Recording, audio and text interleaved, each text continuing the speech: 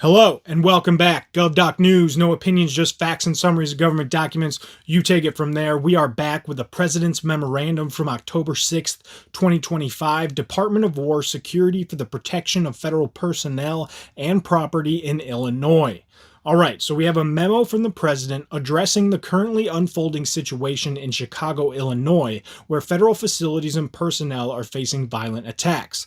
The memo describes these attacks as coordinated efforts by groups aiming to disrupt federal law enforcement activities specifically related to the deportation of undocumented individuals.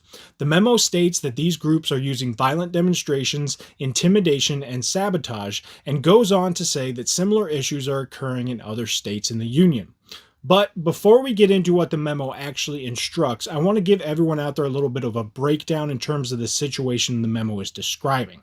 So we are talking about what has been dubbed Operation Midway Blitz, a federal immigration enforcement effort led by ICE and the Department of Homeland Security, targeting individuals with criminal records in Illinois, particularly Chicago. And this was announced on September 8th, 2025, with raids beginning shortly after that. Protests to these actions started almost immediately, focusing on the ICE processing facility in Broadview, a Chicago suburb where detainees are held before transfer. Initially, the protests were peaceful but escalated when demonstrators aimed to block detainee transports to demand the facility shut down. And this is where we should remember that this is one of the easiest ways to get a federal escalation, because as soon as you interfere with the carrying out of federal law by federal law enforcement, powers begin to be unlocked, like deployment of the National Guard, etc. But the escalations occurred when protesters blocked roads and vehicles, leading to federal responses with non-lethal munitions like tear gas, pepper balls, rubber projectiles, etc., and subsequent rioting by protesters.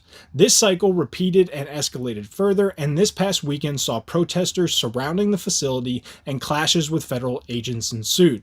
On Saturday, October 4th, it has been reported that 10 vehicles rammed and boxed in ICE and CBP agents.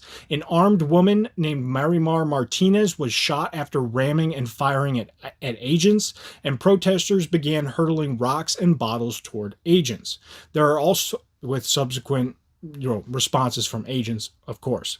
There are also reports that the Chicago Police Department told officers not to respond to requests for assistance from federal agents, even as they were being surrounded by a large crowd of people. Now, Chicago Police Department is denying that, but there are transcripts, so check that out for yourself. Just a report for right now.